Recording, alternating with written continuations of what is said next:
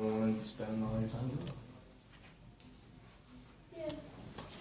Can't handle. Can't. Where's Steven?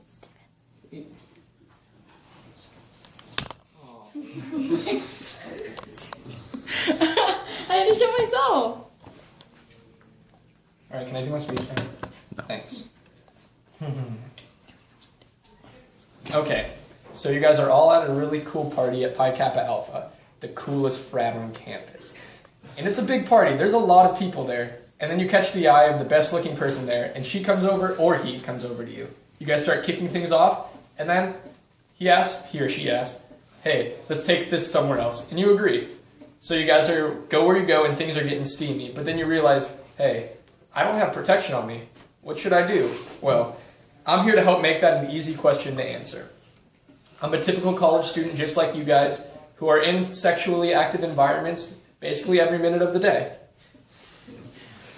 I've taken sexual education classes and I've gone to Planned Parenthood to talk to professionals, so I know a lot about safe sex. So today we're going to talk about the risks of unprotected sex, the different types of contraceptives available to practice safe sex, and how to promote safe sex.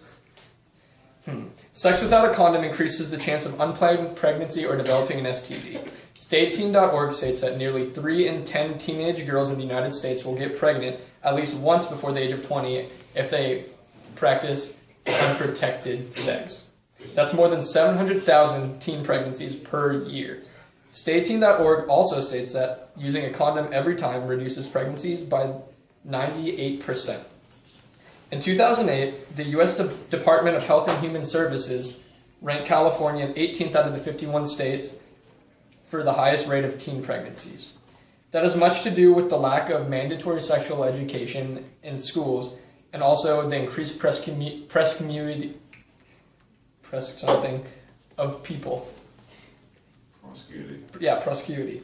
According to Time magazine, Americans ages 15 to 24 contract chlamydia and gonorrhea at 4 times the rate of the general population. And those in their early 20s have the highest reported cases of syphilis and HIV.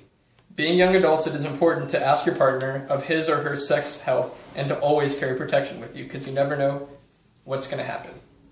The National Conference of State Legislatures states that people ages 15 to 19 have the highest rates of gonorrhea and the second highest rates of chlamydia of any age group.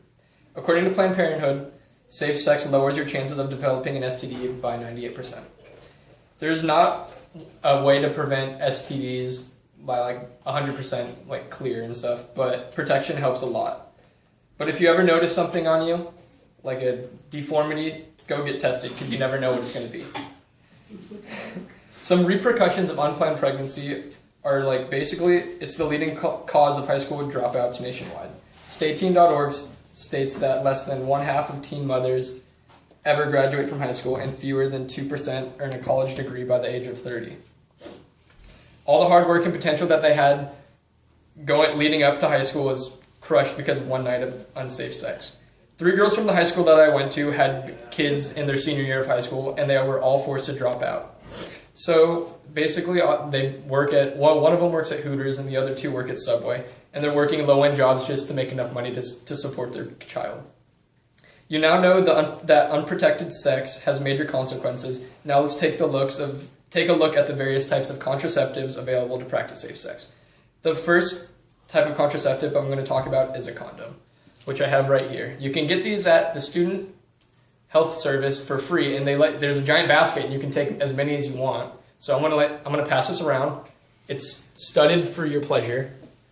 There you go. Pass that around. According to netdoctor.org, when used properly, a condom is 98% effective, which means 2 in every 100 women will not get pregnant if they use a condom.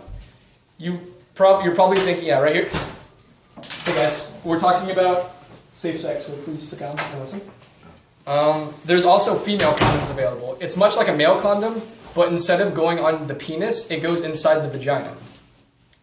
It's not a very popular form of contraceptive, but it's still an option. Health.org states that only 5 out of 100 women will get pregnant when using female condoms correctly. There are also a few types of birth control options. The first one I'm going to talk about is the birth control pill. According to Planned Parenthood, less than 1 out of every 100 women will get pregnant if the birth control is taken as directed. It's the most common form of female contraceptive because it's pretty easy to get your hands on. All you really have to do is go to Planned Parenthood and say you don't have insurance, and they'll give you like a year's supply for free. The other form of birth control is the birth control shot. That is a shot given to the female every 3 months, and it works the same as a birth control pill, and it has the same statistics, but you have to get a shot every 3 months, and not a lot of people like getting shots, so that kind of deters them away from doing it. But it's a good option. There is also the Plan B and morning after pill. If things do go wrong, there's always the option of Plan B. Plan B is the backup plan that prevents pregnancy after unprotected sex or birth control failure. It is not for routine use. So if you ever do use it, take it within 72 hours after the sex, because the sooner you take it, the more effective it will be. Plan B is also not an abortion pill, so it can't abort the baby if you're already pregnant. And it also doesn't protect you from HIV or AIDS. As you can see, there are a plethora of forms of protection available to you to practice safe sex. But talking is the first step to educating someone of safe sex. There are countless ways to prevent unprotected sex. First is sexual education. Advocates for youth state that in the state of Maine, they have a very strict policy of sexual education, which is mandatory, and that resulted in a very low percentage of teenage pregnancy.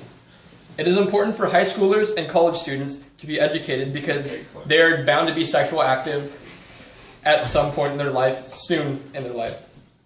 Of our 51 states, only 22 have mandatory sexual education courses.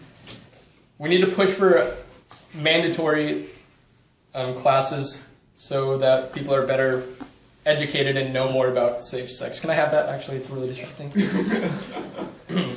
I was fortunate enough to have my parents to talk to when I was growing up about safe sex, but some people aren't.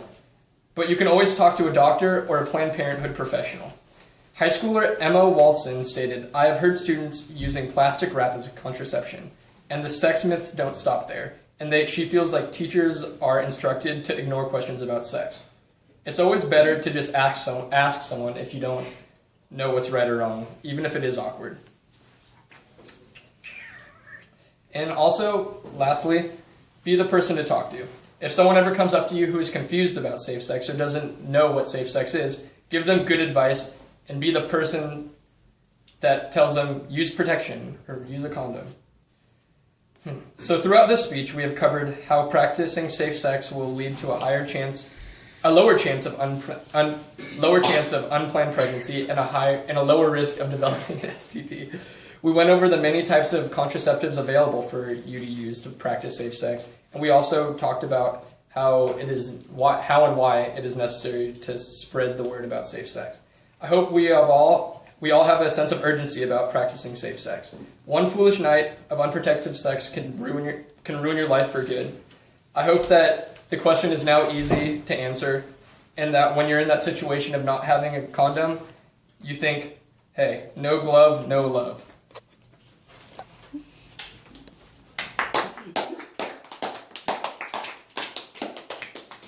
Now do Hey, can we show the thing, actually? Yeah. And it doesn't matter your penis size because you can blow it up and that's how it looks, so the end.